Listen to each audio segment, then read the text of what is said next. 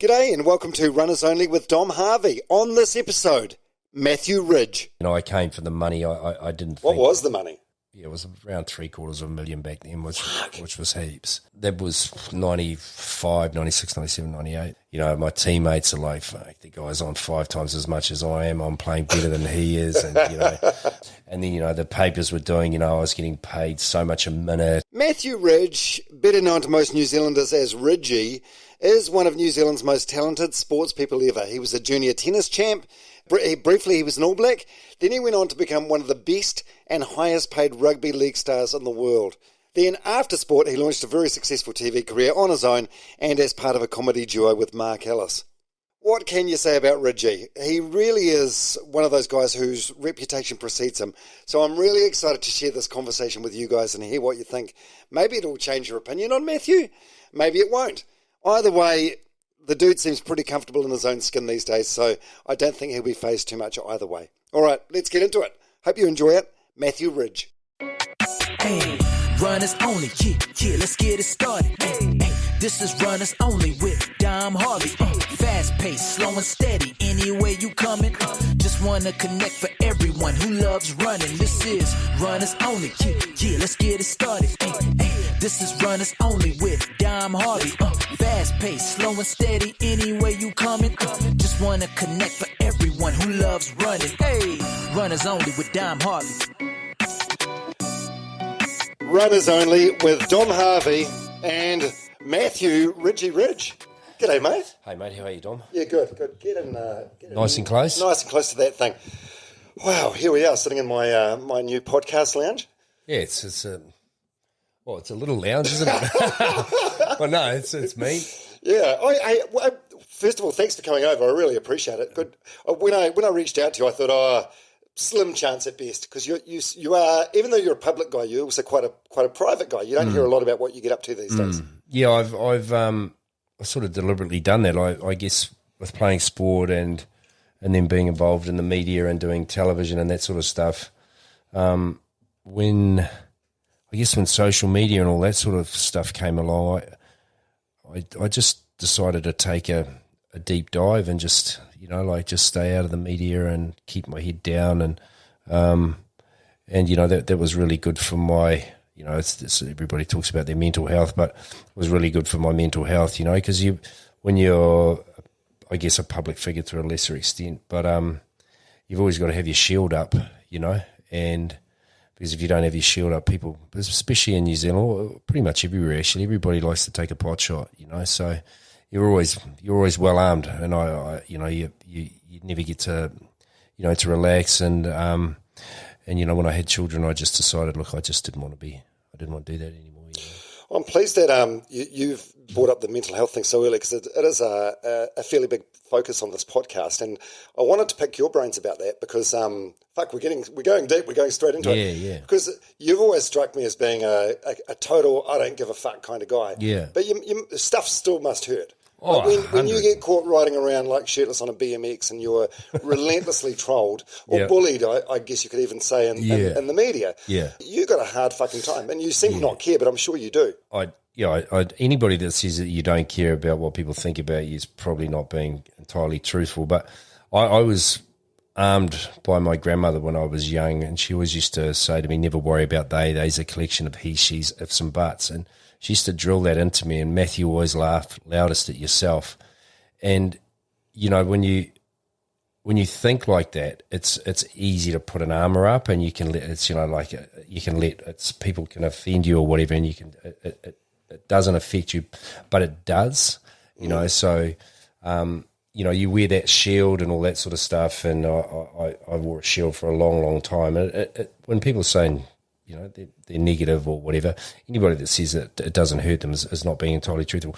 But I like to think that I don't really care about other people's opinions, as long as I'm being respectful, as long as I've behaved myself, I haven't stepped over the line, I haven't done anything wrong, I haven't been, I just haven't been a good human being, then I've got nothing to worry about, not everybody's going to like you, Dom. Ain't that the truth? Yeah. And the thing is like, this is the thing that used to make me laugh is like, when you're playing sport and when you're out in the arena, you're an entirely different person to the person you are off the field, right? So if you're a combative, aggressive person when you're playing sport, it doesn't necessarily mean you're a combative, aggressive person off the field. You're just competitive. Good at your job. Yeah, and, like I was just competitive. I wasn't particularly big, strong, fast, but I was a competitor, and I'd get in people's faces, and that's what I did. But away from the field, I was a completely different person. I'm not saying I was an angel, but I'm not up in everybody's face, sort of thing. And that was the thing for me, I guess, was like you do television shows and you send yourself up, you make a bit of a joke of yourself, you carry on like a pork chop, but you're making a TV show, like that's what it is. It's like, so if you're not prepared to take the mickey out of yourself or to push the boundaries or whatever, like it's going to be a real boring television show, right? So you can't always be trying to, have this image that, hey, I've got this image to create. I had no problem in playing the bad guy or playing this guy or whatever anybody wanted me to do, as long as if it was going to rate or make good television or be a benefit to what we were trying to do, then I was all for it. But that doesn't mean you're that person. It's a character. It's a character. 100% is a character. And a lot of people don't get that. So they see you on TV and they go, oh, I don't like that guy. He's not fun. And I'm like, oh, mate, you just don't get it. It's like, you see the guys on movies or TV shows and you meet them and they're completely different, right? So, and the other thing that used to really cheese me off a lot about people in general actually is people tend to form an opinion about somebody before they've even met them. Mm. And that is just a big no-no. You can't judge somebody unless you've met them. And even if, when you've met them, you shouldn't be judging people because, who are you to judge? Like everybody's got their own story and their own trials and their own tribulations and all that sort of stuff. So, I think that, we're real good at judging people and fast to do it as well. Real fast, and it's like, if you've never done anything wrong in your life or you're perfect, then go for it. But, everybody makes mistakes.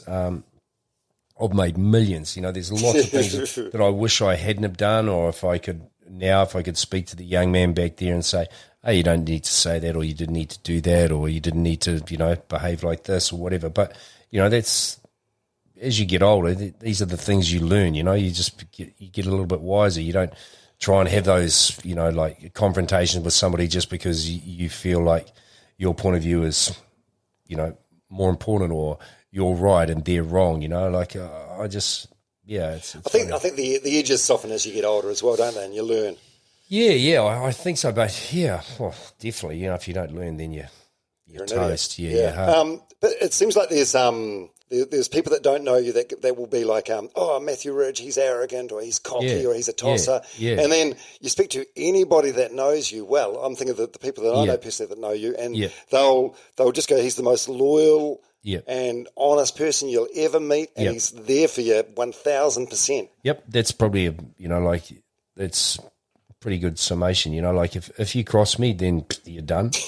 But I've got a big heart, and I care about people, and I try and impart the wisdom that I've learned as from growing up. I try to spend if people want to talk to me, I try to spend time with them. If people need help, I try to help them. I mean, one thing that springs to mind for me is when your old teammate and friend of yours, Brent Todd, he got in trouble, got some fraud thing for ripping off the pokie machines or whatever, and he was on home detention, and you had him at your house, which was a lovely gesture. Yeah, but let's talk about that fraud thing. Just about every publican or everybody that's got pokie machines is getting a kickback.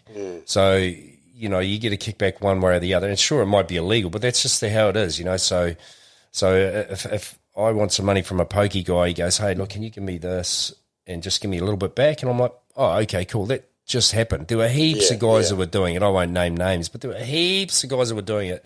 And Toddy was just a fall guy, right? And he put his hand up and he got his, and it was really hard for Brent because he's got a massive heart and he really cares about what other people thought of him. Everybody loved him, right? And then so all of a sudden, Brent Todd's this fraudster dude, and his best mate's Mathew Ridge, who's an absolute arsehole, right? So they're made for one another. But, I can remember when Toddy came into my house And he was broken, his head was down. And I said, hey, mate, when you leave here in 12 months' time, you're going to walk out of here with your head held high. And he did, but he knuckled down. He came and worked for me. He lived at home for 12 months. He could come to work and then he'd have to go home. And, there wasn't we didn't say a cross word in 12 months. It was a real privilege to have him at my house. And what was that like? Basically becoming flatmates again. Grown ass men. Yeah, it was actually really cool. Like it was, he like I say, he was broken. He'd gone through a lot. He'd gone from being at the top of the pole to the bottom of the pole, and that's not easy when you're at the top of the pole and then all of a sudden you're at the bottom of the pole, and everybody loves to kick you when you're down. Yeah.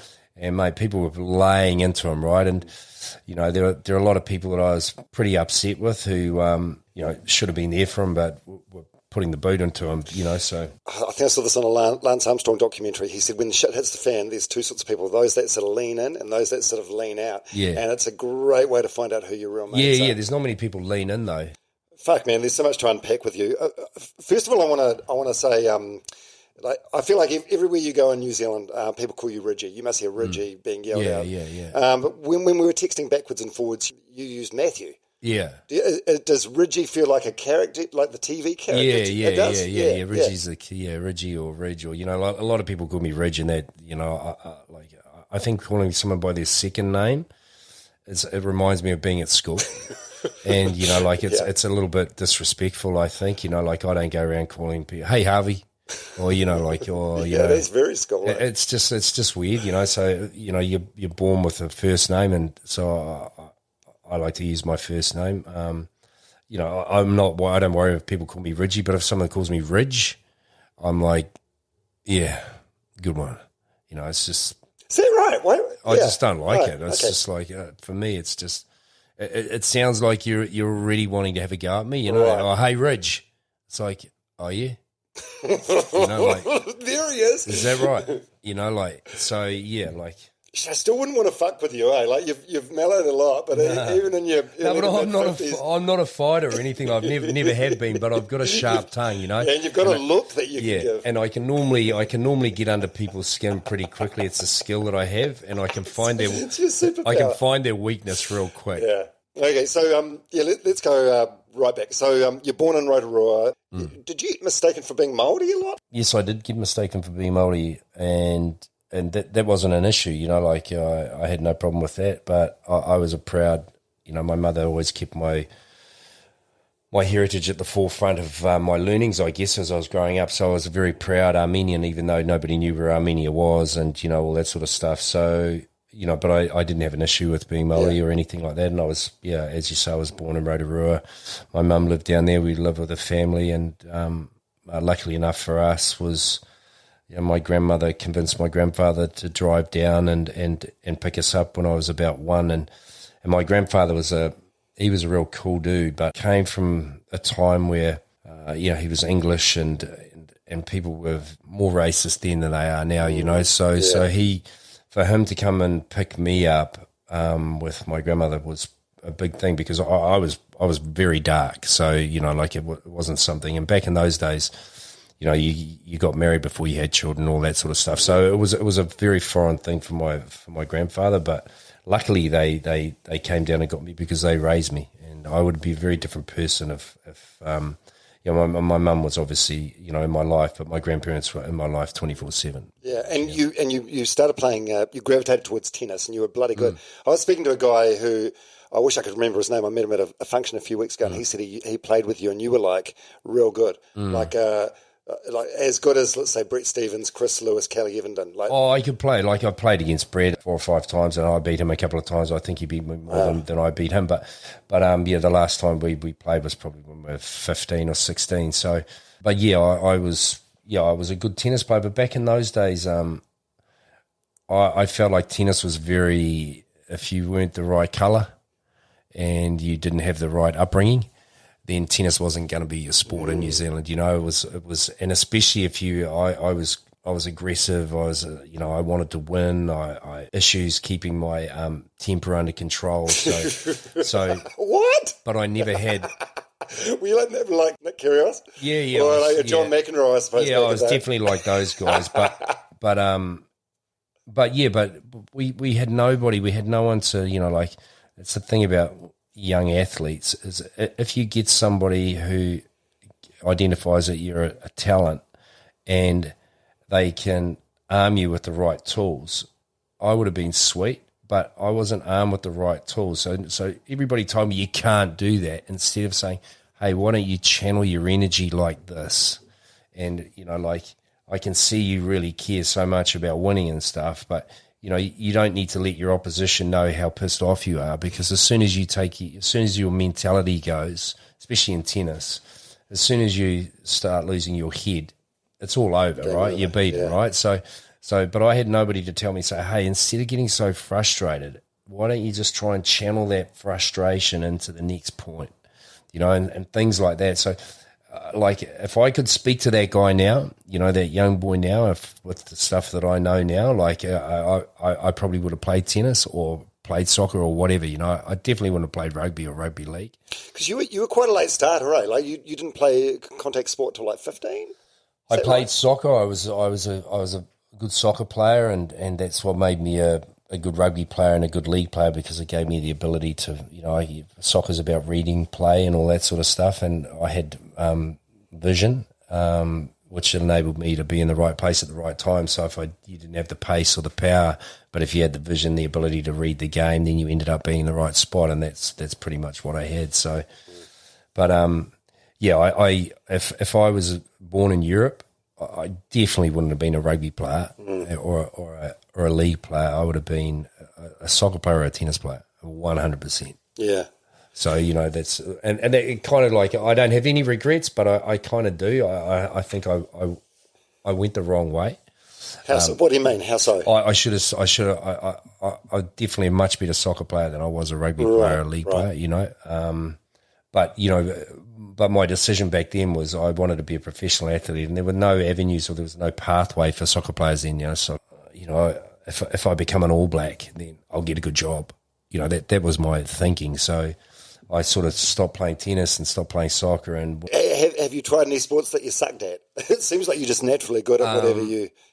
Yeah, no, like, well, I'm not good at water sports, like I can't surf or anything like that. Yeah, I wasn't a great swimmer. I was good at primary school and stuff, but I think ball sports and all that sort of stuff, I just had good hand-eyes. So you made the All Black squad to tour Britain in like 1989. 1989. How old were you then? What were you then? I just turned 21, I think. Right. Yeah. Fuck, so you'd only been playing like rugby 6 years and... Yeah, I mean, been playing at school and stuff, so 7, 8 years probably. I played at primary school, mucking around, but not seriously, but you just play on the paddock and that sort of stuff. But I hadn't played club rugby or anything, and then made the All Blacks. It feels like an absolute lifetime ago, But it is. It's well over half your life ago. Yeah, but it's the things you remember and the feelings that you have, the people that you met, the teammates that I played with, and it was a pretty special time in my life to make the All Blacks. The All Blacks now is real cool, but back in those days, being an All Black was a be all and end all. There was nothing else. There wasn't rugby league, or there was rugby league, but not really, and there was soccer, but it wasn't really like rugby. It was the number one sport by a mile, right? So to be an All Black was every kid's dream, right? So. And, schools were geared to rugby. Everything was geared to rugby. So to have that opportunity and to make the All Blacks with, some of my, schoolmates and clubmates was pretty amazing. Yeah. Are you much of a memorabilia guy? Like, do you have any of where's all the gear gone? No, I don't have any gear. I've got I pretty much give. Oh, did you only get one? You didn't get one because you didn't play any tennis, but you played 6 games. I think you get a couple of jerseys, but the first jersey that you play and you get, I think I might have got a couple, but I gave one to Modric. He was a guy that got me into soccer. I'm a book collector, and I found your book, Take No Prisoners, which it's like a time capsule. How old's that now? Like 30 something? I don't know. Like it came out like about the same time. In the 90s, 95, 96, I think. Yeah, right. And it was an interesting book there because I was in a pretty rough place.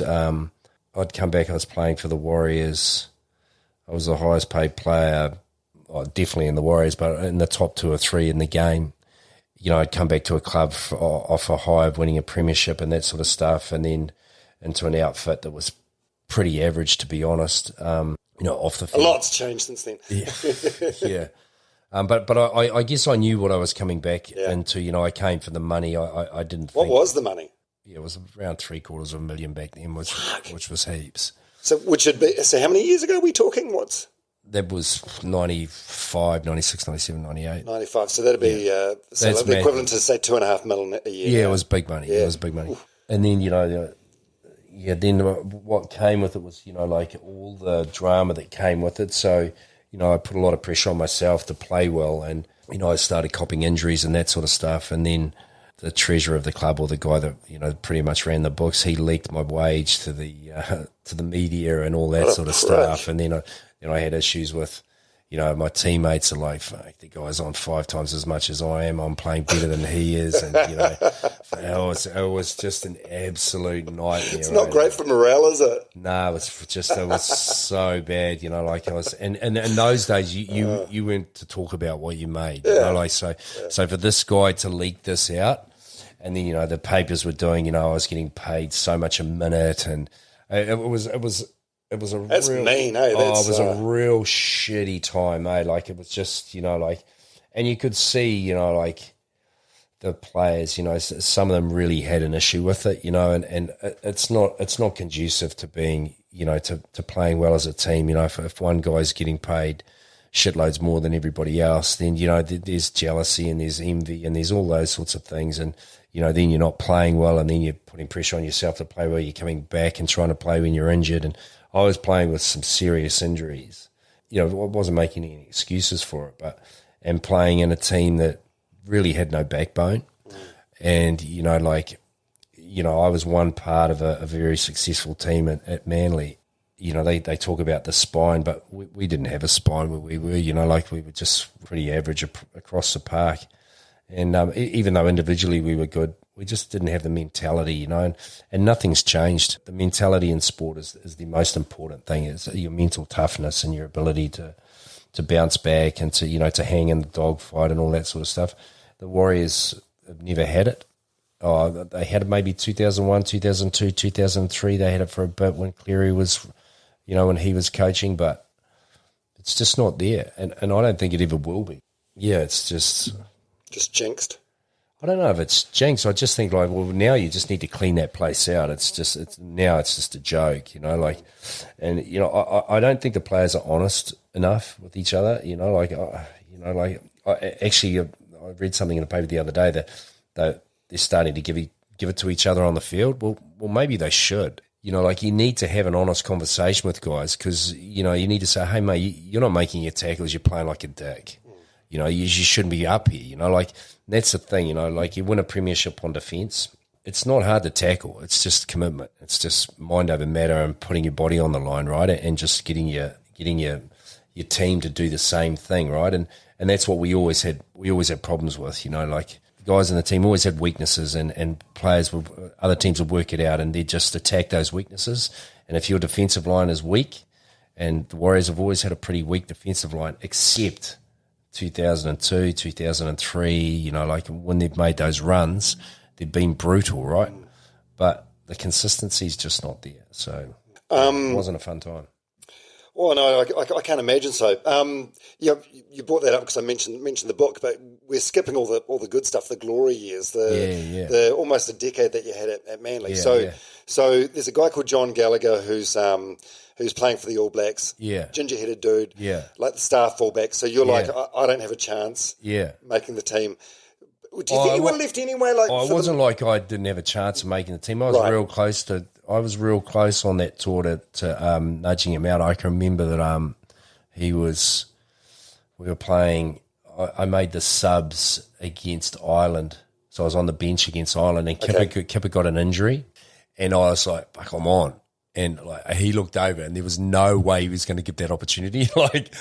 And so he just gutsed it out. But just to get on the bench back in those, to get a test back in those days, to get on the bench was hard, right? Yeah. And then in those days, you didn't get onto the field unless somebody was injured. So there was no interchange. You just sat there, like you got on the bench and you hoped that someone got injured because the 15 players had pretty much just played through. Whereas now you make the side, you're guaranteed a run on. If the All Blacks are ahead by 20, you're going to get it. Even if they're not, you just so they wheel out the subs and, that sort of thing. And so it's not, I won't say it's easy to get a cap now, but back in those days it was just harder to get a cap, so you had to hang around and. Well, you just have to look at the numbers now, like how many are talking over 100 caps. Yeah, exactly. So, what was I going to say? So rugby was amateur, so there was no money there. There was no money, right? And so league was money. So, but you guys both announced you were leaving rugby to play league around about the same time. Well, I didn't know. See, do you think he left because he was like, "Fuck this"? No. He left for money. Like Kipper left for money. It's the same reason I did. But and why wouldn't you? By the way. Yeah. Well, see, when I went after the tour, I went to Italy.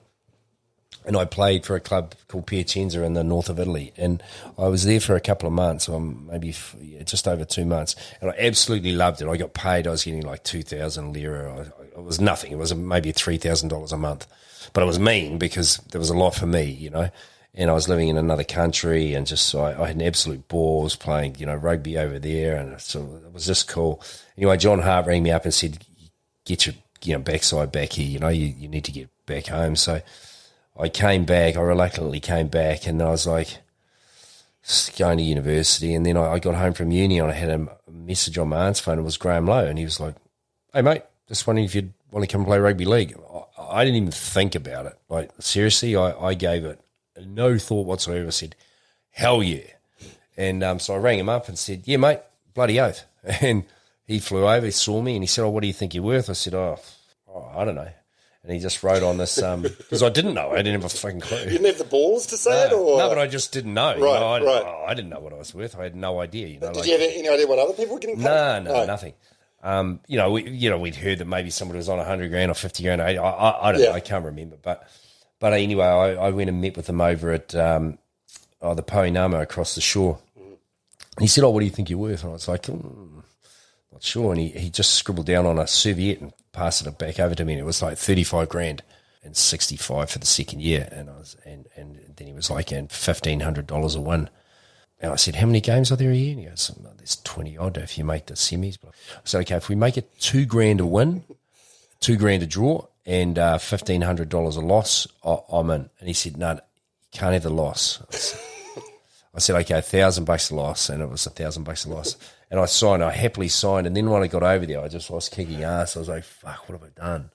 But and I remember storming into his office after like about 6 weeks, saying, "Graham, you've ripped me off, mate."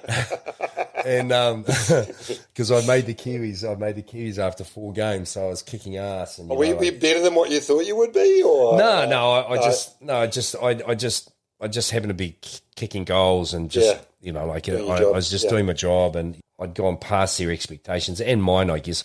And I stormed into his office and he said, "Mate, we've got a contract." And, we did. But to be fair, Graham, he organised me a job over there, which was just pretty much a give me, bless his heart. Doug Myers arranged, so I was working for Lion, and, I was on a good wicket by the time you threw all that stuff. And so I didn't really have much to complain about, but... Yeah, hell of a time there with Matt. Actually, the time we're recording this podcast, it's late July 2022, and the big news story over the last couple of days has been about the Manly jersey with a rainbow strip on, and 7 of the players for religious reasons don't want to play. Now you played in for Manly in the 1990s when Ian Roberts, I think the only openly gay league player, and a hard bastard as well, was playing, and your mum's gay as well. Yep. What are your thoughts on all this? Oh, look, Does it piss you off? No, not at all. No. I think each their own, I think, everyone's got their beliefs and all that sort of stuff, but, we're all people in the end, so, and we can't help who we are, so I've got to say, I think the religious aspect, I think, it's, while it might be wrong religiously to be, I think religion's... It causes a lot of... Yeah, we need to ban religion, eh? Yeah, like if religion wasn't around, I don't think there'd be as many issues as we've got. I I believe in some sort of higher power, but I certainly don't believe there's a guy up there who's God, he's got a beard and all that sort of stuff. And I believe there was a Jesus back in the day who was just, charismatic, Tony Robbins type. Yeah, highly advanced, human being. There's all this stuff. We put all these things, all these people on a pedestal, and this religion on a pedestal. And it's a bit of a joke, if you ask me. I think you've just got to, there'll be a lot of people out there that go, how can he say that? But I think you've just got to use some common sense in all of this. And he didn't walk on water and all that sort of stuff. People go, but you've got to have faith. You've got to have faith. I said, well, have you shown me anybody that can walk on water? Has anybody since then walked on water? Yeah. No. Has anybody turned water into wine? The skies and, risen up to the heavens?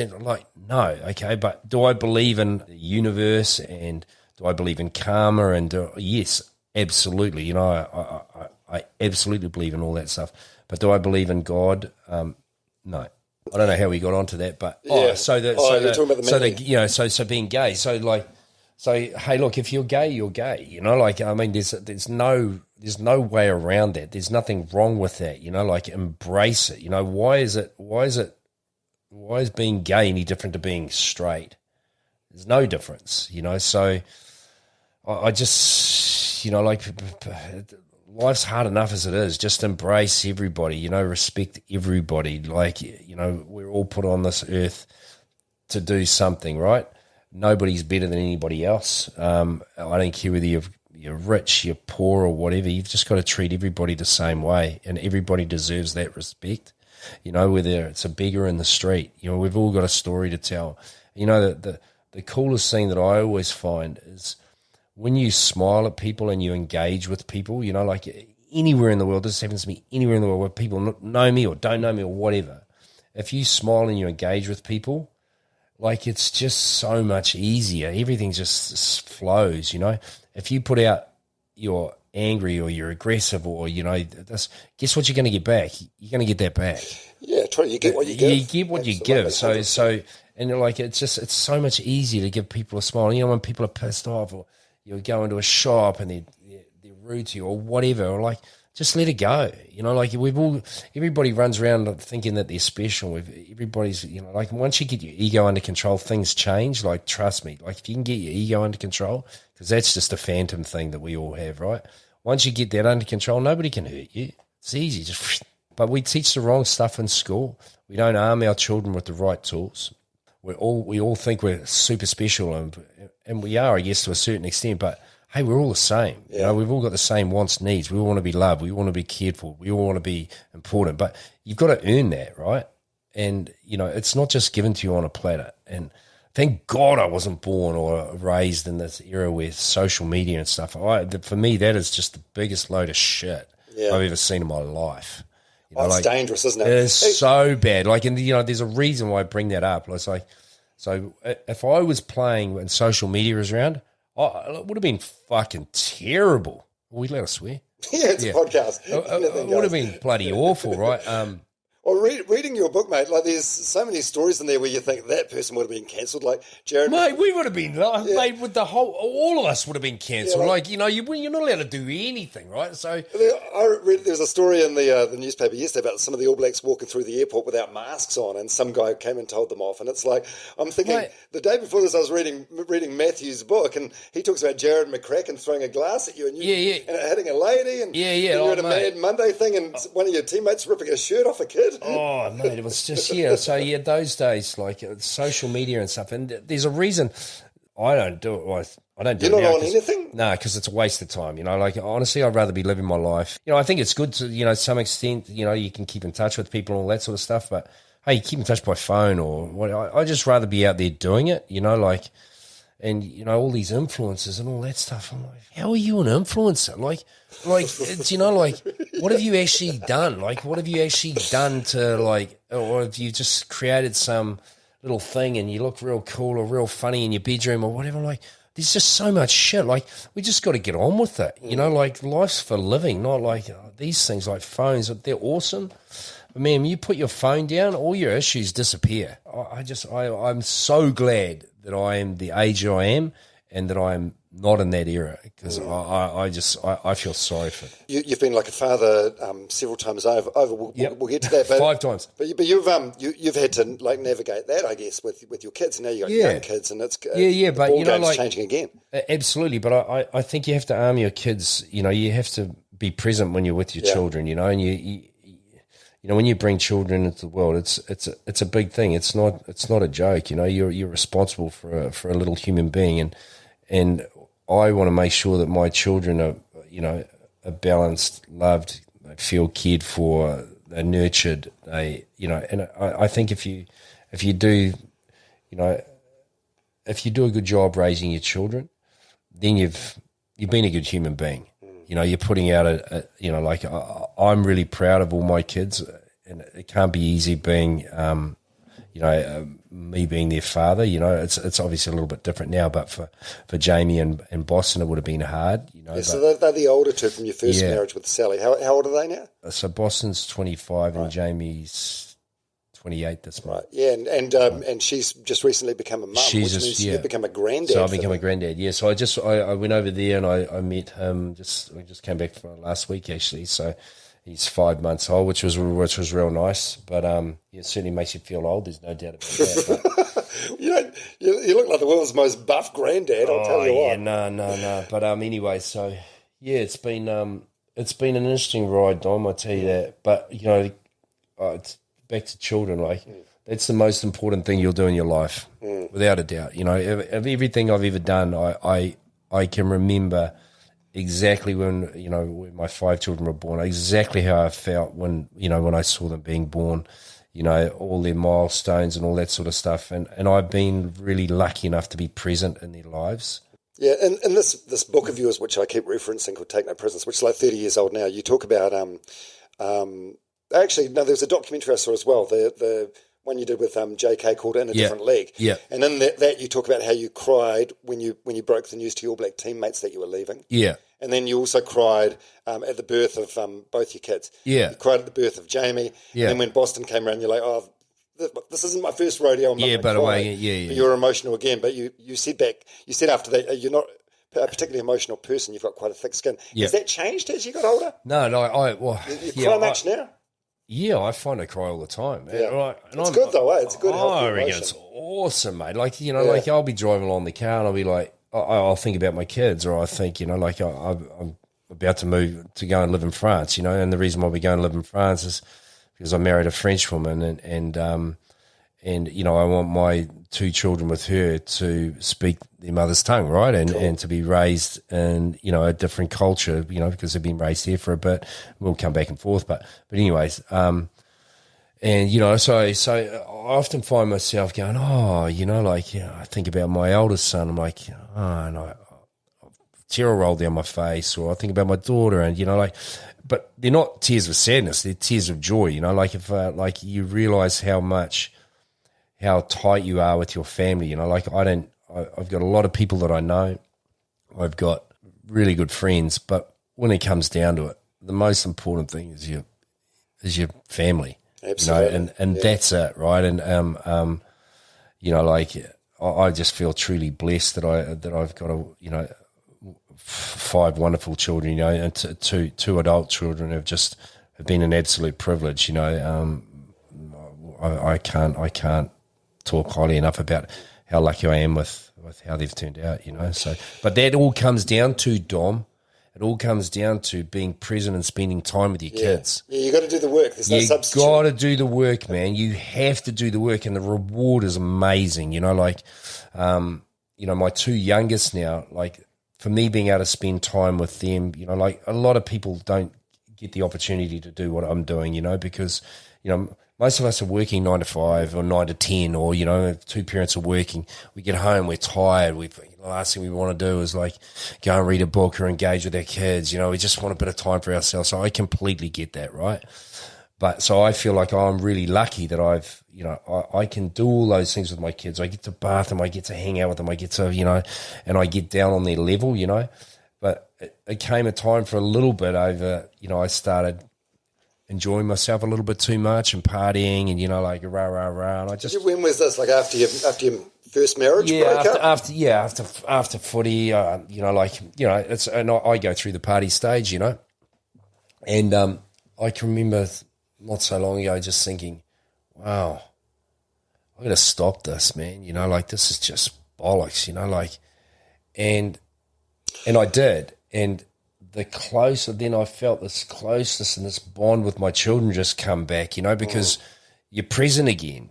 You're not thinking about, what am I going to do this weekend, or where am I going, I've got a hangover, and so your focus is them, and when your focus becomes them, which is as it should be, then you can develop like beautiful human beings, and you can arm them with the right stuff, because schooling and all that stuff, I think we arm our kids with the wrong shit. We need to arm our children with, it's bloody tough out there, man, like the mental health side of things, competing with people, all that sort of stuff. We've got to give them different tools to work out how they get ahead in life. And it's not by, you don't get ahead in life by having more money than anybody else. You've just got to be balanced, loved, nurtured, that's the way to go, I reckon, because then everything just balances itself out. Money gives you shmoney. Money gives you a little bit of freedom in that, but it's, and then by the other token, poor people. Yes, you go to India. This was real cool. I went to India, and these little kids come out of these hovels, and they got big smiles on their faces, right? And I was like, wow, you live in an absolute shithole. Like, I mean a shithole, right? Like, you just wouldn't go there. And they are happy as Larry to see you. They don't know any better. And we're in New Zealand, we're all like, life's tough. It's like, we don't know how lucky we are. Yeah.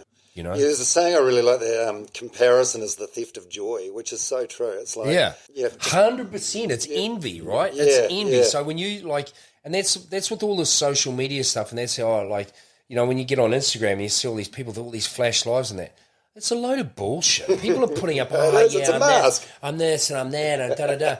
Hey, what you've got to remember is just, I don't care if you've got $1 trillion, you've still got the same problems we've all got, right? You all still want to be loved, you still want to be needed, you still want to be cared for, you still want to be respected, right? Just because you've got all that doesn't necessarily mean you have those things, right? So, when people are putting up all these flash pictures and these stories, and I'm in Fiji, I'm here and I'm there and da-da-da, hey, guess what? They're still in the background. They've still got all the same issues you've got, so it just distorts stuff. It's funny. I had your old mate John Kerwin, Sir John Kerwin, on the podcast, and that's his big drive at the moment, like getting resilience training and mental health training in primary schools. Yeah. So arm kids with these tools in early age. The right stuff, it doesn't matter what people think about you, because it doesn't. As long as you are respectful, as long as you care, as long as you are holding yourself in the right frame, and you're in the right frame of mind, then you're like, what does it matter what anybody else thinks? It doesn't. And that's the thing. All our kids are like, I want to be friends with him. Who cares? Just get on with your life, Yeah, but I think you've got to be nicer to people. It's like when I was growing up, there was a saying that my parents installed with me, sticks and stones may break my bones, but names will never hurt me. But the name quality does hurt. Names do hurt you, right? That's the thing. Names do Probably hurt you. Even more. Yeah, they do hurt you. I'd rather get a punch in the head than somebody say, but that's very true. All those idioms or whatever you call them, they're all, they're true to a certain extent, but names do hurt you. That's why social media is so powerful. So when you read something or you hear something, or especially if you read something, it sticks with you, right? So be careful what you say. Be careful what you say to people. Think about how it would affect you if that was said to you, And I'm no angel. I've said some nasty things. I've done some nasty things. Yeah, although there's that saying, if you've got nothing nice to say, don't say it. But I had a very successful radio career. Yeah. You've been a sports a sports pundit or whatever it's called. Yeah. You have to say unkind things. Yeah. I think you need to be, you've got to speak your truth, right? But there's time there's times I wish that even though what I say, I don't think I've never deliberately said anything that's untrue or that I haven't believed. I would never throw anybody under the bus with a load of bullshit. Lots of people do that, which is disgraceful. But, even though it is what I believe, I think sometimes you don't need to say it. If it's going to hurt somebody, then what's the point of saying it? Do you need to say it? No. Like, I think in that book I said, I love Lowy, but he wasn't the best coach that I'd had, and he called himself the master coach. And then in the book I said, he's not the master coach, the real master coach is that. But Lowy was a master coach. Yeah. He was in his particular way. He was a master at doing what he did. But, the things that I said that I wish I could take it back and go, you know what? Yeah, okay, that it's probably true, but I didn't need to say that. Yeah. Do you what's your self-talk like these days? Like are you quite kind to yourself? I reckon I'm a good bloke. Yeah, when you're in your own headspace, like you brought up the Lowy thing, you don't ruminate too much over. No, shit, no. Like, hey, look, I never go backwards and I don't go forwards. You're in the moment. I try and live in the moment, Dom. What's the point? Like, what's the point of projecting yourself into the future? The future may never come. And that's the other thing. We worry about all this shit. Oh, this might happen. This might happen. This might. Fuck. It might happen. And these are the things I'm talking about arming our kids with. Don't worry about all this stuff that's in the future, and certainly don't worry about the stuff that's happened in the past. The only thing that matters is right here and now, because that's the only thing you can control, right? So that's the sort of stuff that I really get into. It's like, and when you ground yourself and you stay present, mate, everything just seems to it gets easier and things get lighter, and you don't take yourself so seriously, and your ego doesn't come into play as much, and it's just easy, it's a much better place to be. Fuck, it seems like you're in a good place. Shit, I just looked at the clock. We've been going for 49 minutes and we haven't even touched upon the second part of your career, which is the epic TV career. Yeah. What time do you have to be out of here? We keep going. You got a school pickup, right? Yeah, I've got a school pickup. Okay. Yeah.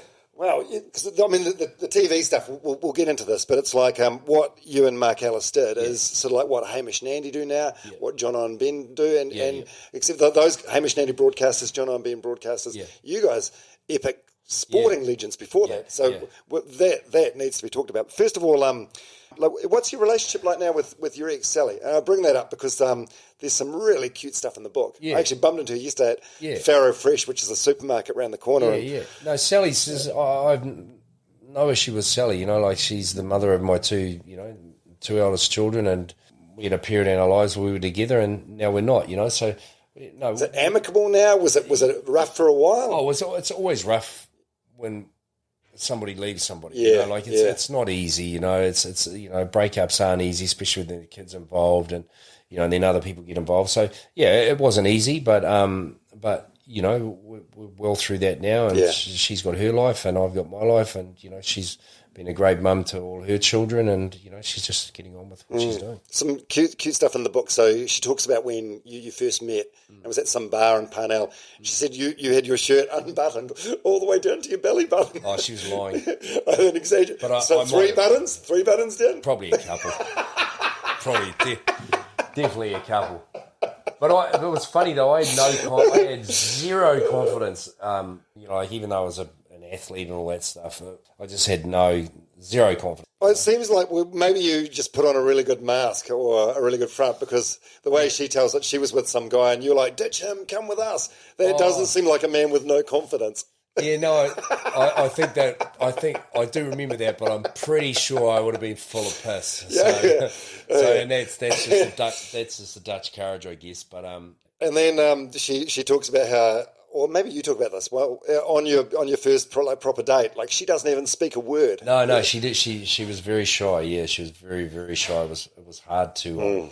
To get through that facade, or to get through. And then you talk about flying backwards and forwards from Australia. Like some days you'd wake up in New Zealand, fly over to Australia for a training, and then come back to. Yeah. That's bonkers. I didn't do that often, but that is a man that's in love. Or love's a funny thing. Oh yeah, you don't love. You're quite a romantic guy. I like to think I am, although my wife Chloe, she's the French one. She's my French one. Yeah. How did you guys meet? Where was that? We met in New Zealand. Yeah, I had a broken heart at the time, and I was riding through the viaduct on my BMX. Shirtless? No, I don't think it was shirtless. It was about 5:30 or 6 o'clock. I was on a Friday night. I was riding through, and I was just going past you. I was like just scouting around, as you do. and I saw these two girls walking towards me, and I saw one was blonde and one was dark hair. I saw Chloe. I was like, oh my God, who's that? And I just sort of rode right up to her, and what is that? Yeah, I don't know. And she was like, I was like, oh, g'day. And I pretty much just followed her around all night. Like it was embarrassing. And her mate came up to me right at the end of the night, and she said, look, Mathew, I know who you are, but Chloe's got no clue, and she's not interested. And I was like, oh, listen. Were you pulling out all the stops? Like it was super charming. Yeah, I was following around. I'm riding around on a BMX, but I'm an old dude. And she said, oh, that's right. The first thing she said to me, she goes, oh, how come you're riding your son's bike? Because, she was only 24 and I would have been close to, I think, 40 at the time. And she, anyway, and her friend said, she's not interested. And I said, oh, look, she hasn't seen me dance yet. And so I went up to her and I said, oh, look, Chloe, I said, look, I'm going to leave you alone. It was about 3 o'clock in the morning. I can't remember where we were, what club was in Fort Lane. I said, look, but can I just, let's just have a little dance. And we're on the dance floor. I said, look, just give me your number and I'll leave you alone. And she gave me a number. The next day I rang her. And I thought, oh, she would have thought about it and, like she would have found out who I am. And I'll be sweet. I'll be able to go on a date with her because I want to take her out for dinner. And I rang her and she was just cold. Like it was like, I was like, oh, hey, it's Mathew, blah, blah, blah. And she just literally asked me. And then I got off the phone. I was like, oh, that didn't go too well. And then she sent me a text. She said, hey, Mathew, it was nice meeting you last time, but I'm not interested. Just leave me alone. And I was like, oh, shit. So that really just rocked me back a bit for like 3 or 4 weeks. Anyway, I didn't run into her again for about 4 years. And I was on a beach over in Takapuna. And I saw this girl.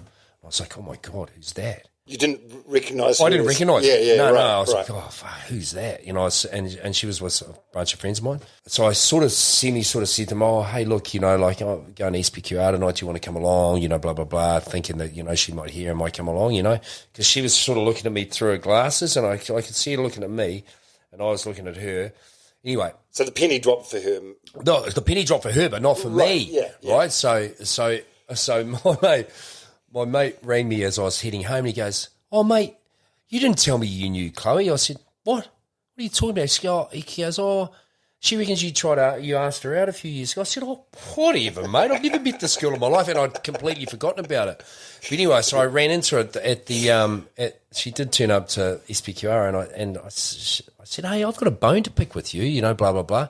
And she said, oh, you don't remember? And she told me, so I was like, oh, you were the girl. And then from that was it. So we spent about 3 or 4 months together, and then she went off to Dubai and we had a long distance relationship, and then we just decided, shit, like she tried to forget me, I tried to forget her. It just didn't happen.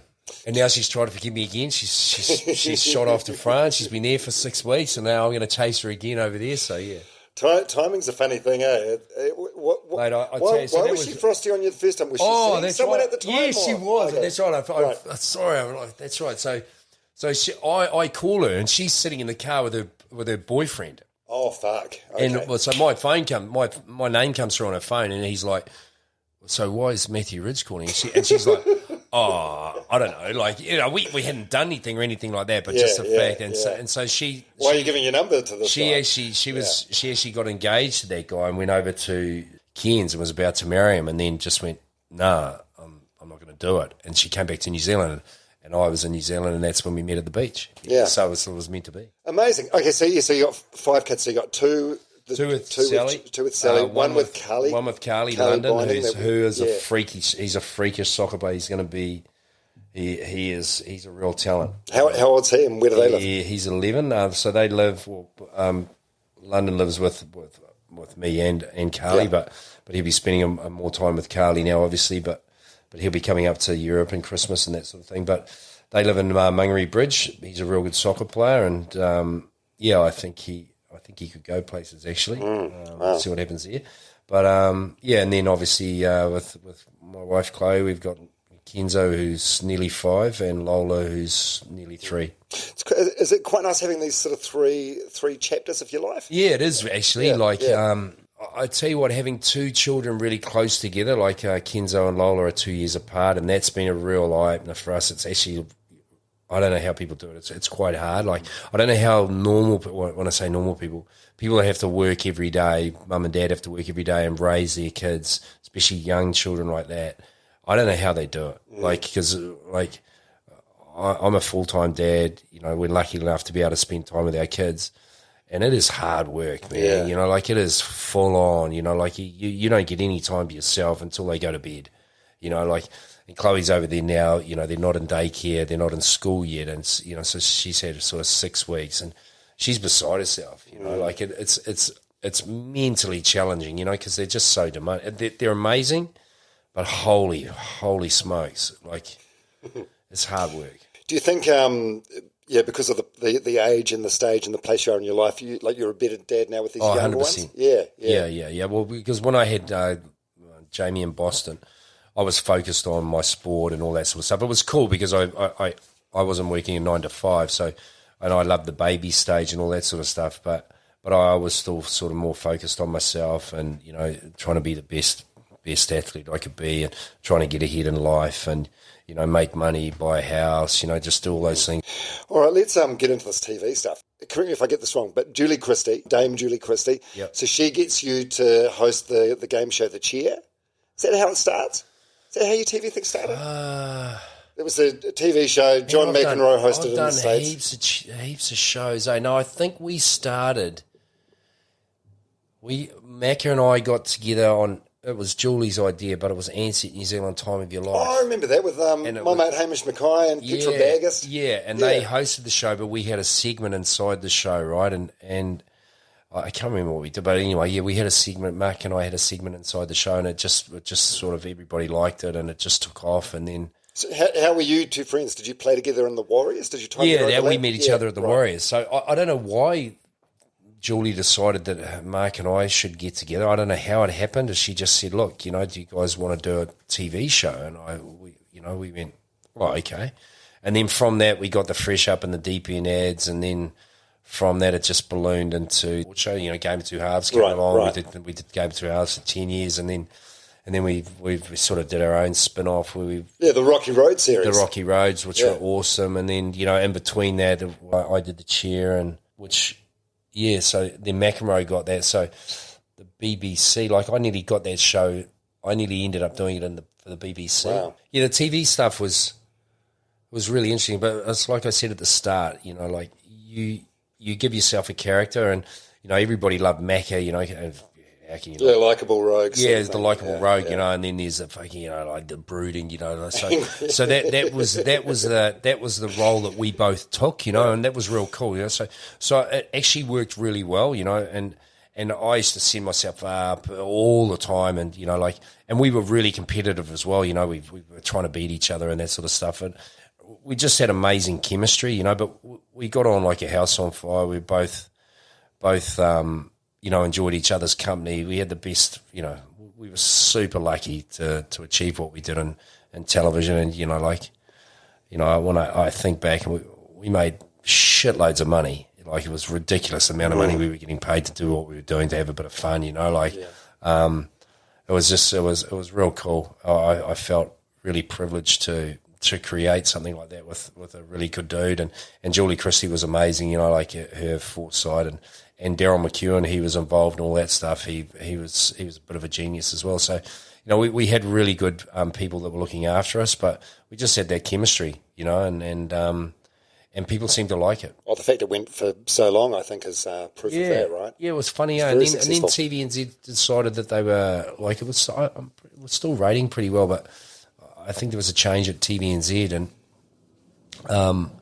the guy came in, or the big boss said, "Oh, look, you know, if you're going to do it again, you have to take a pay cut." And me and Macca were like, "What?" Like, nah. So we just binned it, and then we pretty much just binned everything, right? And so when that finished, we just decided, you know, we'd had a good run, and that was pretty much it, you know. Yeah.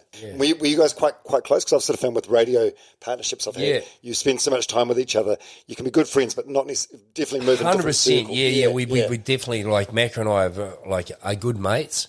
Do we see each other all the time? Absolutely not. I can't remember the last time I've seen Marc, but he leads he's an international jet setter and he leads a life and so do I. So, but yeah, we were tight as when we were together, but we led a completely different life away from our television and stuff. When he started his juice company, he wasn't like, "Oh, Mathew, do you want to buy into this?" No. Arsehole. No. He did well out of that, didn't he? He did very well, and he deserved it too because he worked hard and he copped a lot of shit Oh, you mean the court thing with the selling some pills? Yeah. No, he wasn't selling. He was just hooking up his mates. That happened when we were overseas. We were in the UK, right? So he was Charlie's was just launching, was just going public, and we were in the UK filming for Rocky Road, and he got this phone call, and Julie rang me, and she goes, "Mathew, I can't believe it's not you." I'm like, she goes, "But I need to speak to Marc." And I'm like, "Oh, okay." And I can remember watching him, and he was just like, it just floored him, right? And there was a thing about Mac, like, I love him to death, man, and I'd do anything for him. And I always felt like he was always a happy-go-lucky, really, but he was actually a very serious person, like he wasn't as happy-go-lucky as he seemed, he had a deep thinking side. He was a very deep thinker, and he thought long and hard about things, and to the point where he would get down on himself, and you could see that sort of stuff, but he would portray that he was a happy-go-lucky dude, right? And there you go, that's the thing, just because you see somebody as that, it doesn't necessarily mean that that's their life, And everyone's got a mask to some degree, don't they? Yeah, 100%. And, that's what I said at the start of the show, you have to wear a cloak, especially if you're a public figure, because if you don't, mate, you let all these people in, you just get burnt. Yeah, that was a rough time for him. I remember his little speech outside court after his appearance. And it seems particularly rough. Like that sort of thing never happens now. It's like if you turn up to a festival with a bunch of pills for you and your mates, the police aren't interested in you. They're interested in the common heroes. But they weren't interested in Macca. They were trying to get me. And because they were real fizzed about getting me, but I wasn't there. Right. What were they trying to get you on? They were hoping that it was me because they'd staked out. Toddy got done too. Toddy got done for procuring cocaine for Lana Cocroft, right? We allowed to say that? Yeah, we are. It's public knowledge. And I was in the hotel in the foyer, and Macca had been and gone and seen them. They'd obviously seen him on camera, and Toddy had gone up and da-da-da. And Toddy came down and goes, "Oh, old mate, why don't you go up and see him?" I was like, no, I can't be asked, And but they had me on camera in the foyer, right? So they had all these people coming and going, right? So, yeah. Someone was watching over you that day. Yeah, well, yeah, funny, eh? Wow, absolutely funny. It seems like that was a hedonistic time. I've had Mike King on the podcast, and he talked about how much coke he was doing in the Game of Two Halves days. Mate, I see, I think we're all smashing the shit out of it to some extent, we're definitely we've all lived a pretty vigorous life, there's no doubt about it, but what I will say is as you get older, you cannot live like that. It makes absolutely no sense. You don't have the time. And you know what? I'll say this about, I love having a drink and having a bit of fun just like the next person, but the downside is just so much worse than the upside. Yeah. You know what I mean? If you're going to have a big one, you got to pick and choose. You got to pick and choose, and then even then, it's like now I'm just like, man, I just do not want to feel down for 2-3 days, and croak or whatever, and it's all good fun, but and you push through, and you're 4 o'clock, 5 o'clock in the morning, you're like, hey, and then you're like, well, if you're in a happy relationship and you're not trying to pick up, it's the point. It's like, oh no, but me and my wife, we used to party. Together, seriously, right. We party together. We do everything together. That's why we're soulmates. We don't do anything not together, right? So, and she's a heathen, and I was a heathen. It's just how we work. What are your vices now? You like a bit of weed? Anything no, I don't know. I honestly, I don't. I've pretty much just kicked everything into touch. Just because I really just don't have the time or energy or the desire. See, for me, I'm an all in or all out. Like, so if I'm into something, I'm all into it, right? And so it becomes a lifestyle. And, you know, like, I just don't have the time or the inclination or the want. I've been there, I've done it, I've had my fun, you know, like, and I've smashed the living shit out of it, right? So I just don't need to do it anymore, you know. Like, it's not that I won't have a drink with my mates or have some fun with my mates or whatever, but now I just it's like, hey, there's a time and a place, and if you know, it's not every weekend, or it's not every week, or it's not every month, you know, like, it's just. Variety's the spice of life, and everything within moderation. Oh, it's good that you got it under control. Yeah, because I talked to Mike King about this. I said, "Oh, when did it get to the point that it became like a chore for you or boring?" And he was like, "It never did. It never did." Yeah. He's like, "I still think about Coke every day." No, it didn't for me either. But it got to the point where I was like, "Hey, you know, like, this isn't really me. You know, like, and I guess I'm better than this." And, you know, and you just go down a deep dark hole as well. You know, like, it becomes habitual, and then you lose sight of the things that are important. You seem to have like no chip on your shoulder or anything these days. Nothing. You're quite zen. Are you quite a zen dude? I don't have a chip on my shoulder. Yeah. About anything or anyone. No, like, there's just no point. You know, like, I just, you know, like, I'll call a spade, and I'll call it how I see it. But like I say, you know, like, we wash cars for a living, my son and I, and we run quite successful businesses and that sort of stuff. You know, we're not Gascoigney's, but we do okay. But you know, like, I try and serve people, you know, and I get a real joy out of doing what I do. You know, I just find, Dominique, that, you know, that if you're kind to people, you get kindness back. It's taken me a long time to work that out, but, you know, like, people have an opinion about me and all that sort of stuff, and, you know, I can see if I walk into a restaurant here or whatever, you know, people will look at you, and if, you know, you can see some people raise their eyes or whatever. Well, I just let all that go, you know, and I just try, and when I meet people, just try and let them see me for who I am, and I try and see them for who they are. And life just becomes a lot more lighter if you're not taking yourself so seriously, you know, like, fuck, mate, you know what it's like. We're only here for a short time. Yeah, absolutely. And then we're dust, mate, you know, like, that's it. Like, it's like, so why have all the angst? Why carry around this ego and all that sort of stuff? Like, I just reckon it's easier to stay in the present, and do the things you want to do. And your mental health over the years, it's been pretty good. Like, I've been really lucky, mate. You know, like, I'll have a cry and all that sort of stuff. But I like being emotional. Like, I'm an emotional person. Like, and all like this. Does part of that? Do you think that's just a natural progression with your age, or has that come from having like a European wife? Oh, you know how the Europeans are. It's a natural progression with my age. But my wife is fiery as buggery like me. You know, so we you know, but you know, as you get older, like, you sort of like, you realise what works and what doesn't, and, you know, raising your voice and yelling and screaming, it doesn't do anything other than just. I tell you what, I notice when I raise my voice, my kids start raising their voices, and then when you're aware of that, you're like, wow, that's just, I can't communicate like that, you know, like, so I've just got to try and just, you know, we get frustrated. Everybody does, you know, says things that you don't mean, all that stuff, but just, and then if you do something, if you say something that, you know, that's, you know, out of line or whatever, just say sorry. It's simple. Like, I'm always saying sorry when it's not even my fault. I say, hey, babe, I'm sorry. Yeah. Like, it's just fucking, it's so, like, just take the heat out of the situation. Babe, I'm sorry, man. I didn't mean to do that. You know, I'm sorry if you're upset. You know, like, as long as you're genuine, that's all you can, you know, when somebody says sorry, that's it. There's nowhere else you can go from there. Yeah. So if the person you've said sorry to still wants to carry a joke, well, let them. Sorry, mate. That's on them. That's on them, mate. Yeah. You know, like, and sorry's an easy word to say. Yeah.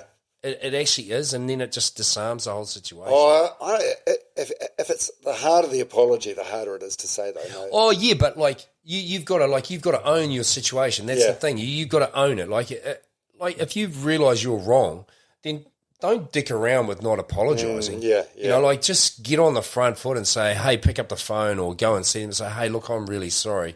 That wasn't me. Or, hey, that wasn't, you know, that I shouldn't have said that, or whatever. You know, you just got to own it. Yeah, that's you got to take responsibility for your actions, your words, and all that stuff. And when you own that stuff, then you just, mate, you can sit back and go, hey, look, yep, shouldn't have done it, but I've apologised. That's all I can do. And that's all you can do. What are you going to do? What's a person going to do?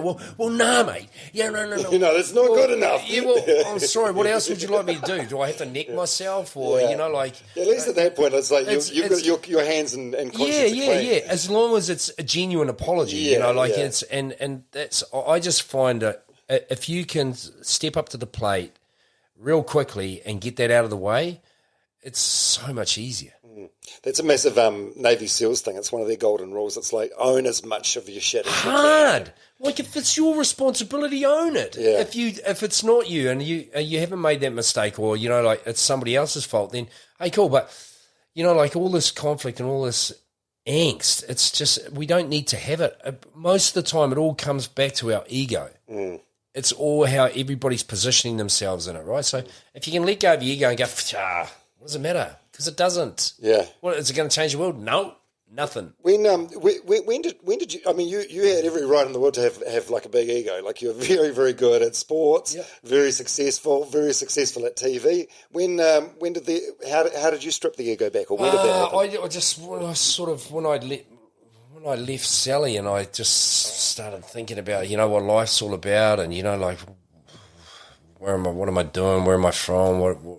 What's important to me? And I just started reading, and I just, it sounds airy-fairy and all that sort of stuff, but I just got into, reading about spirituality and, spirit, and just, and I don't like to push that stuff on anybody, but that's the road that I took, and that I always just come back to it. It's I guess it's like religion. If you're religious, that's what you're into, but I'm more into that stuff, whereas it's nobody pushed it on me. I just sort of found my way to it, and just was asking questions about, why am I here? What actually am I here for?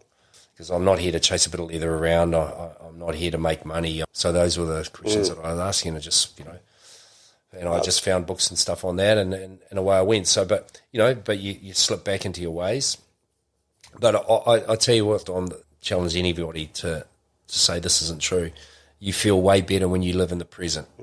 When you don't project yourself into the future, you're thinking about, it's okay to plan and all that stuff. And then stuff that's happened in the past, that's a past. Who cares? Okay, own it, say sorry, whatever, blah, blah, blah. But that's the past. I can't change that. That's the future. That may never happen. The only thing I can control is here and now. And when you live there in the here and now, and it's real hard to do because our minds play tricks on us. Yeah. And we always, you'll be driving along. When you're driving along, this is what, driving along and you're drifting away and you're thinking, and then you catch yourself and you go, what am I thinking about? I'm thinking about shit in the future or shit in the past. Yeah. What the? Wake up, mate. Yeah. I saw a therapist a couple of years ago, and she was like, when your mind starts wandering like that, you need to, when you realise you're pulling yourself back in, ask yourself, is this helpful? Yeah. And if it's not, just fucking bin it. Yeah, hard. So it's like you've actually got to watch yourself.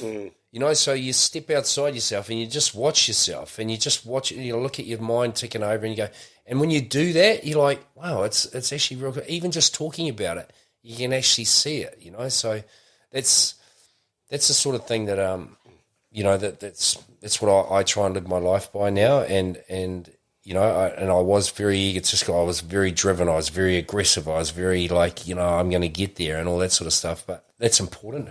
But I think what the most important thing is to be a decent person. Yeah.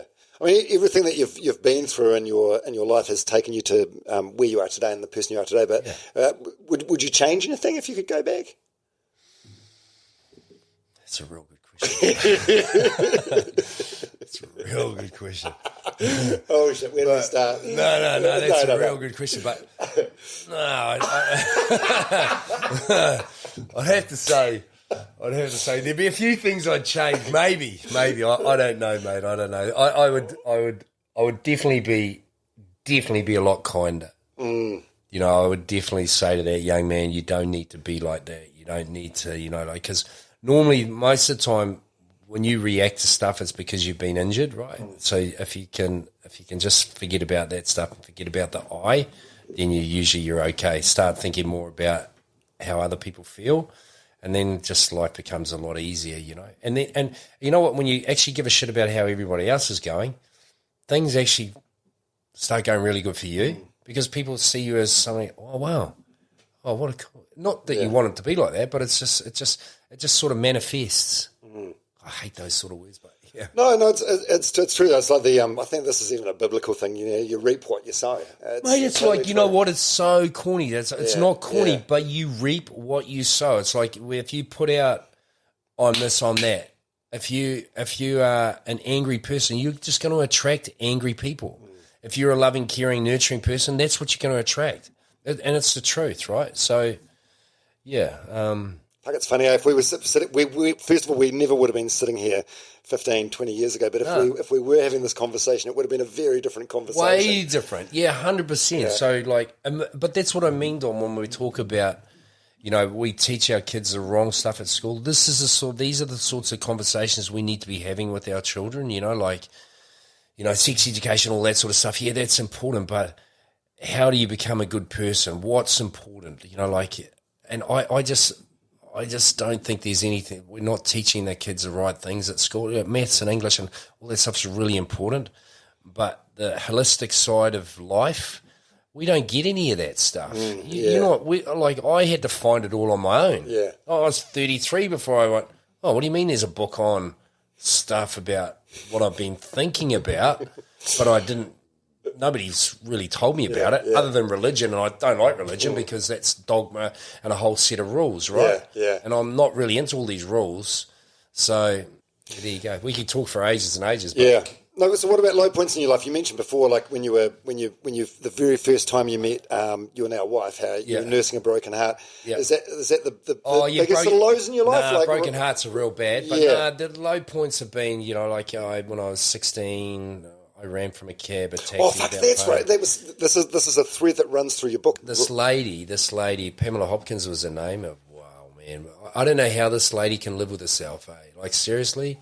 How the fuck you can live with yourself, lady? I've forgiven her, but it's like it was disgusting what she did to us. Well, we were wrong. Like, we ran from a cab without paying. But you were kids, though, as well. We were 16 years old, so we got picked up from an address in Howick. She dropped us at Green Lane. We jumped out of the cab and sprinted. She was done dust. Anyway, the cops came to my door at 4 o'clock in the morning, and said, all the cops went into my house, and this one Detective Sergeant shrieked, do you want to hear the story? Yeah. I mean, I've read it recently in your book, but most people wouldn't have. This shriek guy took me into the lounge, and he said, and I said, sir, I'm so sorry. I ran from a cab without paying. We need to, I'll mow our lawns. I'll pay our money back. I don't know how much it was. It was $20. We'll pay $100. I was just like, blah, blah, blah, blah. And he goes, oh, well, that's not what happened, Matthew. You held a knife to her throat and you stole $60 off her. And I'm a 16-year-old, never been in trouble before, I'm in my house. My grandfather's got one eye. He's getting up. My grandmother's still in bed. I said, Dad, just wait in the dining room. Anyway, I said, no, that's not true. Anyway, so they go into my bedroom and I go into the bedroom. They're looking for money or whatever, and they don't find anything. And then we go back into the dining room where my dad is. And I said, oh, Dad, look, because they wanted me to go down to the police station. I said, Dad, they want me to go down to the police station because they think that I've held a knife to a lady's throat and stole $60 off her. And the cop that said that to me, this detective fucking shriek, goes, where'd you get that information from, son? And I was like, oh, but isn't that what you told me when we were... And he goes, what are you talking about? And I was like, holy fuck.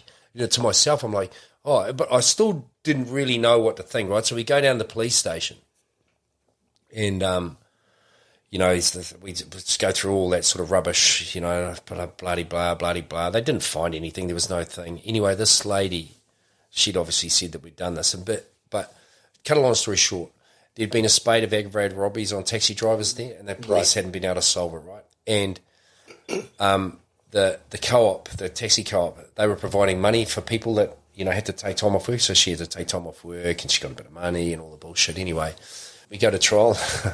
The first trial was a hung jury. It's a high court. So 10 people said we were innocent, 2 people said we weren't. The next trial, we got thrown out. The third trial, we got found guilty. In the summing up, the judge is summing up because our story didn't change from minute one, from the day we got arrested to the last, the day we had our court case, the last 3 court cases. Her story changed all the fucking time.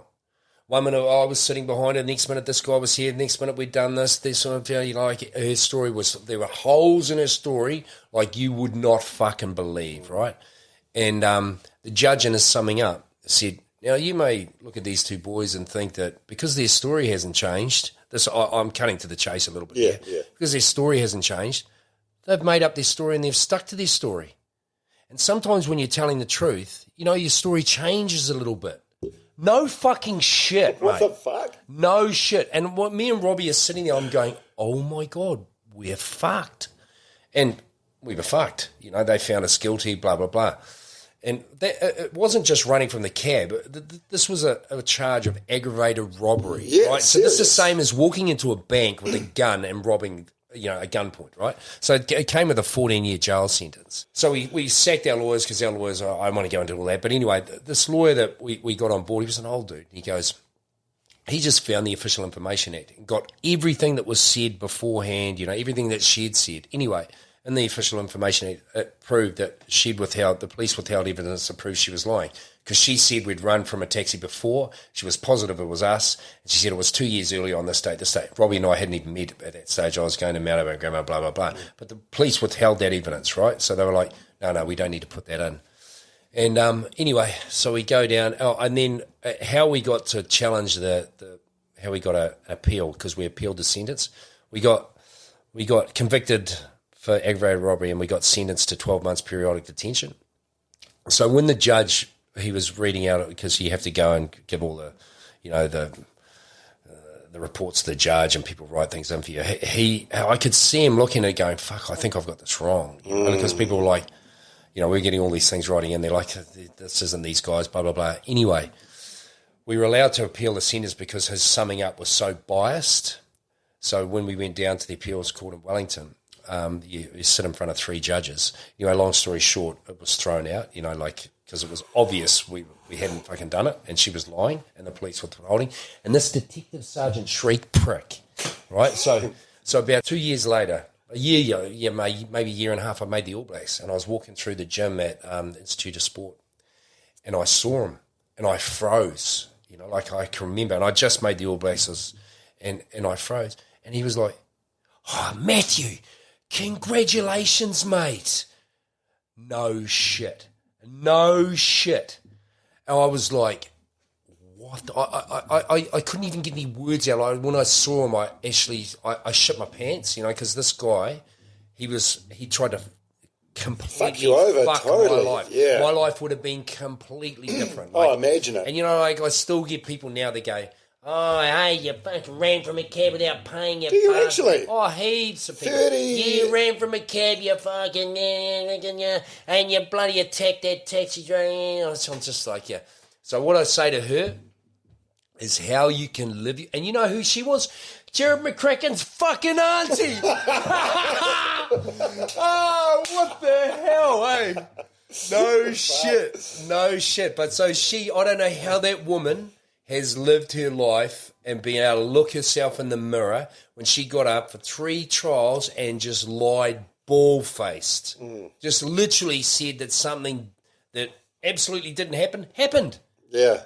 Like, what the fuck? Who does that? Yeah, how do you sleep at night? Who the hell does that? And you'd think I'd have a chip on my shoulder, but I didn't. But I can remember I was playing. We raked over the coals and just. I played my first game for Auckland Rugby against Canterbury, and it was the Ranfurly Shield record-breaking performance where I think remember Canterbury had won 26.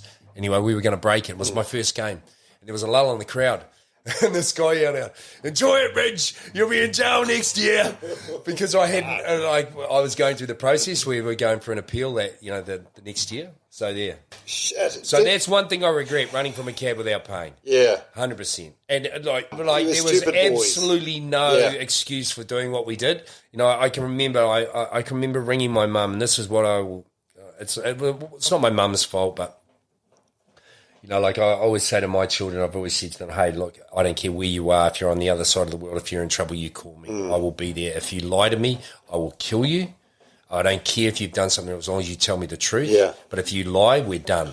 Do not lie. But if I can deal with anything. I can't deal with lies.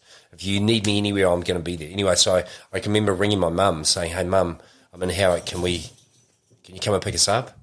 And she was like, she wasn't very happy about it. She's like, no, find your own way. Yeah, it's like 20 Ks or something. Yeah. Fuck, unbelievable. Do you think being in and out of court for minor things since then through your life, do you think that sort of gave you like a bit of maybe a chip on your shoulder towards the police or authority? Definitely didn't like the police. Yeah. How can you trust them after that? I couldn't, and the whole bureaucracy of the police and all that stuff, it was disgusting how we were treated, and they knew that they had to know we were innocent. They just had to. They'd seen all the information, that we hadn't seen. She said that we'd definitely done it to her before, that we'd stolen from her before, that we'd held a knife to her before, that we'd done all that shit before, right? Like, what the? And they knew that Robbie and I had never met, so she'd obviously got the wrong guys, so, and none of that shit had happened to her before anyway. Yeah. She's full of shit. She's just lying. But anyway, and then it was funny, I jumped into a cab. I remember it was about 20 years ago, probably 25 years ago, and I jumped into a cab in Sandringham, and bang, it was her. Shut up. No really? Shit. Yeah, no shit. Still driving cabs? No shit. And what, you jumped straight back out? I just jumped straight back out. I was just like... Give us some money for the flag fall I was before just you... like, fuck you, and I jumped out. I was like, yeah, oh my God. I wonder who it would have been worse for, you or her? But when you see when things like that happen, like when I saw Detective Shriek again, I can remember just the fear and it's like seeing a ghost. Because it had such an impact on my life. My family were very poor. Well, not poor, but we certainly didn't have a lot of money. And, for my mum and my grandparents and my uncle to find that money to go through a court case. Yeah, what a stressful thing to go through. Oh, yeah, man. And then still be trying to get ahead in life, like it was 16, so 16 to 19, and everybody... the formative years and everybody running around thinking you're an aggravated robber. I mean, it's terrible, isn't it? Because there's nothing you can do about your character and your reputation is up to other people, and there's nothing you can do about nothing. it. Absolutely nothing. Your life is, and then you've got, it's just real bad because Rob was an Auckland Grammar boy and I was a dark boy and I'd just gone to Auckland Grammar that year. Our lawyers were... My lawyer was Gerard Curry, and he was the guy that defended the Rainbow Warrior agents, and he was not very good. And Rob's lawyer was, he was a QC, but he wasn't very good. And Rob's lawyer was very softly spoken. And then Rob's lawyer was a guy that he thought that I definitely did it because I was dark. And that Rob, are you sure he didn't do it? Just all this sort of shit, we're like, hey? Yeah, no, it's real bad. But it's funny, my mate, I went that way, he went that way.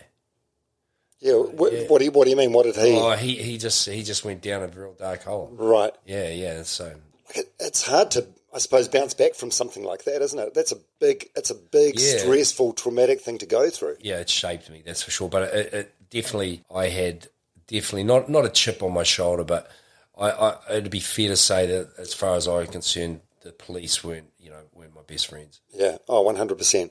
So what were the other things you were in court for? Because I remember there was a clip that was shown on the news all the time of you arriving at court in like a pinstripe suit. That was for driving outside. Oh, restricted hours or something? Yeah. Restricted license. No, that was when Eric Watson was decided to follow me around New Zealand and put a PI on me and shit. We've talked a lot about karma and mate, and I deserve that. 100% I deserve that. And I tell you what, this is the truth. The woman always chooses. Always. The woman chooses. So this is Eric Watson. He was the owner of the Warriors. Yeah. Worth a couple $100 million. Married to Nikki Watson. His wife decided she wanted a piece of me, right? Right. And she just didn't stop. Yeah. And admittedly, I should have gone, hey. And I did too. Were you still with Sally at the time? Was you that? I left Sally. Right. As soon as that started, I left Sally. But mate, that's what? And for 2 years, Dom, 2 years, 3 years, I lived a lie. In what way? You're with somebody, but you're not being honest about it. So, and I always used to say to Nikki at the time, I said, this is going to end how it started. It's going to end in lies because it started with bullshit. And and the more I tried to, I'd say that it was just so bad. Just the sneaking around and. Was she still married to Eric at the time? No, she'd left. Okay. She'd left Eric and all. So you're sneaking around? Why? Because of the paparazzi and media? Yeah, and just we didn't want to embarrass Eric or anything like that, But just there was a whole build up, whereas Eric didn't want to believe that we were together. He wanted to leave his wife and me to move in with him. We were real buddies, but it was just like, mate. I remember saying to him. I don't know how we got onto this, but I remember saying to him, I was like, hey, Eric, if you leave Nikki, I'm going to ask her out. And he was like, he lost it. And I was like, well, and then I can remember saying to him, mate, I want out of the Warriors because I own 25% of the Warriors. And he said, why, mate? I said, look, because I just want out. I just want to do my own thing. I was involved, I want to start my own businesses and blah, blah, blah. But I wanted out because I was with Nikki, but he didn't want to know, and he didn't believe it. And then obviously once it all came out, he decided he was just going to make my life a living hell. And fair enough, fair enough. I have no problem with that. But you say fair enough, but then we talked about the karma thing before. So he had it in for you and made your life a living hell, and then fast forward down the track, Owen Glenn.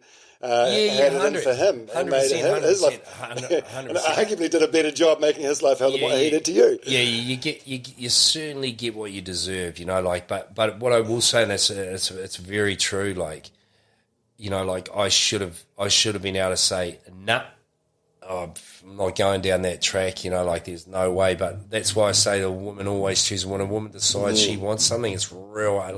Especially she was pretty hot. She was, and it's the ego thing we're talking about. It's hard to park that. Mate, she just chased and chased and chased and chased and chased and chased. It was horrendous. And then, but I got my karma, bro, because, we were together and we'd bought a house together, and I'd moved her parents built a house for her parents on this place out of Cracker that we had. And she started seeing this guy, Shelton Woolright. Oh, yeah, from Blind Spot. Yeah, which was all cool. But I remember, it was because we've been together for 3 or 4 years, and I can remember saying to myself, because I wasn't happy with Nikki, we just didn't gel. But because I'd created so much, torment with what we did, I was like, I can't leave her. I can't leave. This is just ridiculous. All the shit that I've created to get this spot. You're just going to have to suck this up, Mathew, And I was sucking it up all the time. She was running around behind my back, which was fine. But it just, when you decide to suck it up, and then that person ends up giving it to you. So, but you know what? I can remember sitting there, and I was like, you know what? You deserve everything you got. To yourself. You deserve that. I deserve it. 100%. So it taught me some very, very good lessons. There's no point in bullshitting, lying, being deceptive. You just got to front up, and as hard as it is, we all try to run around trying to protect people and because we don't want to hurt people. But you know what? The worst, you just got to front up and say, hey, I'm really sorry. I didn't mean for this to happen, but it's happened, and this is where we're at. This is the truth. And that's it. How long? How many years did it take you to figure this all out? I'm just thinking this conversation could fast track that process for a lot of other. For a lot of other people. Hey, look. The worst thing you can do in a relationship is lie. This is how I live my life now, right? This is how I live my life now. It's if there's anything that I'm keeping from my partner, if I can't tell her something, then. If I'm lying about something, then it's the beginning of the end. Do you know what I mean? As soon as there's a level of mistrust, or you're starting to tell lies in your relationship, then you may as well get out because it's over. That's when it just starts going downhill. As soon as if you can't leave your phone anywhere, if you can't leave your keys, if somebody can't call you, if you can't, if you got something to hide, you're in the wrong relationship. And there's that's just my experience. If you're doing something that you shouldn't be doing, then you need to ask yourself the question: am I supposed to be with this person? Yeah, absolutely. Do you know what I mean? Yeah, absolutely. Because what's the point of bullshit? What's the point? What's the point of lying to somebody that's supposed to be? You're supposed to be. she's your wife or your husband or whatever, but you're lying, keeping things from. What's the point of that? Like, why are you doing that? Yeah. You're with the wrong person. So that's how I live my life. Yeah, and what a great way to live your life. Got it. Yeah. No point bullshitting. Man, it's been an absolute pleasure. It seems like you're in a great place. So, so you're heading off now. You're going to pick up your son from school. How old's he?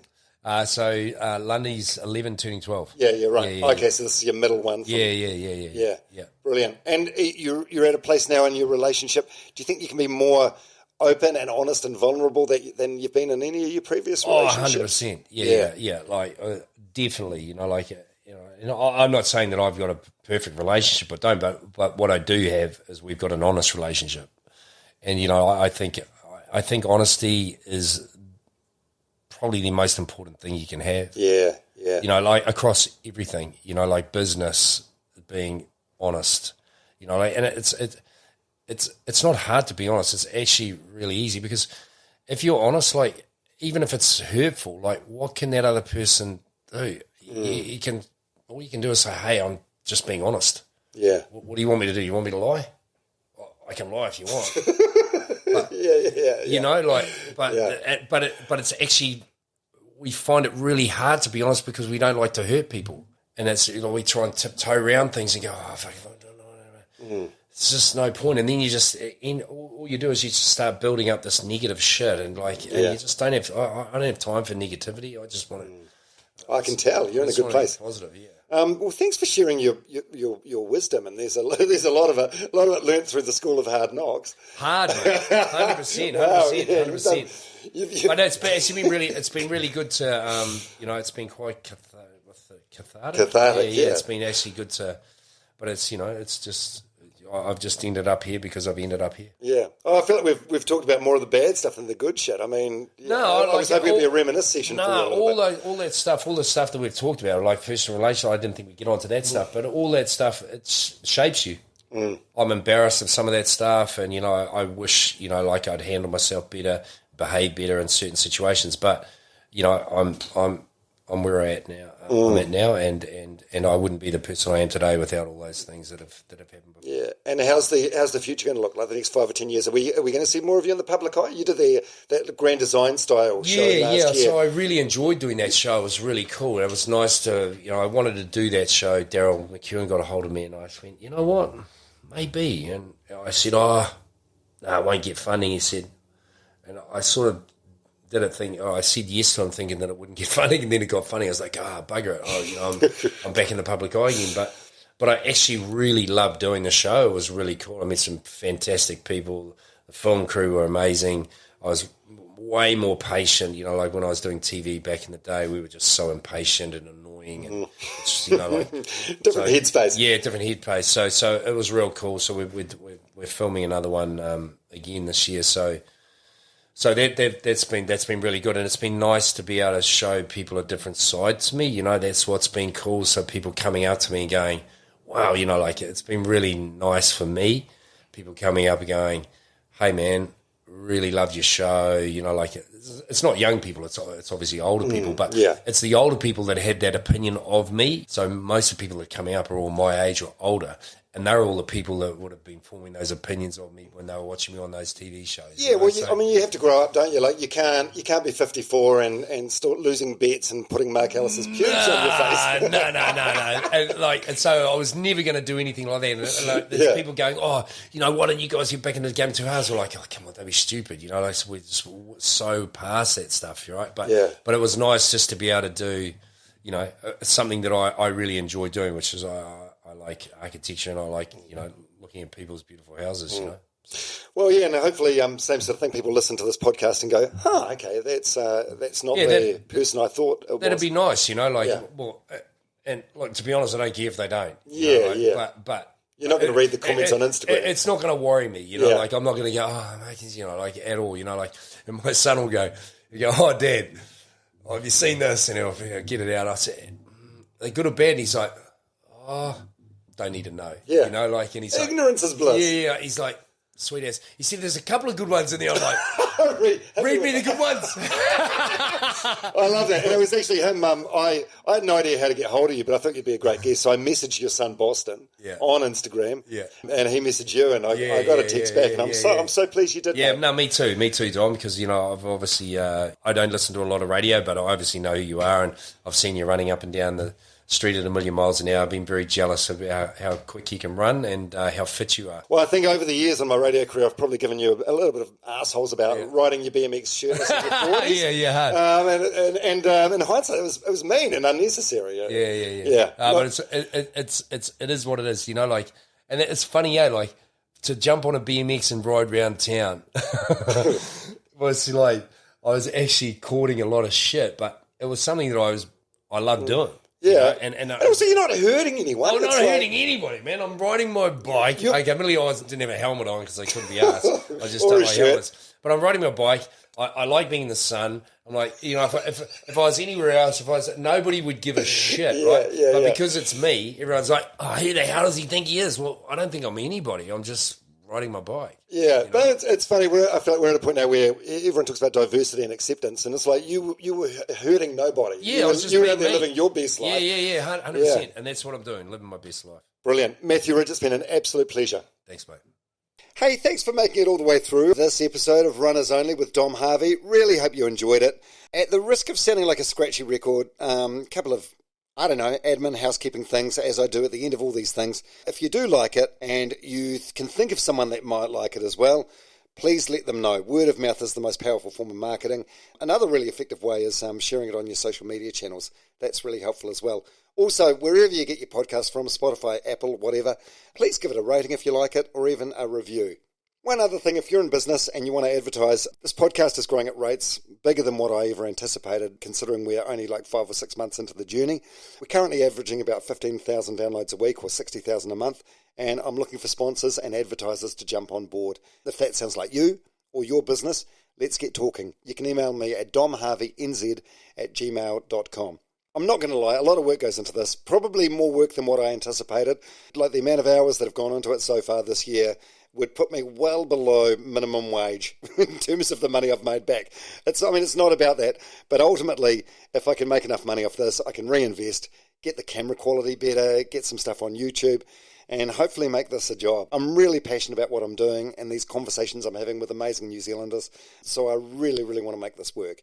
So if you can help in any way, if you're a business owner, or you can think of a business that could benefit by being on this podcast, please, let's get talking. domharveynz@gmail.com or message me on Instagram, domharveynz. All right, thanks very much. Hope to see you next week.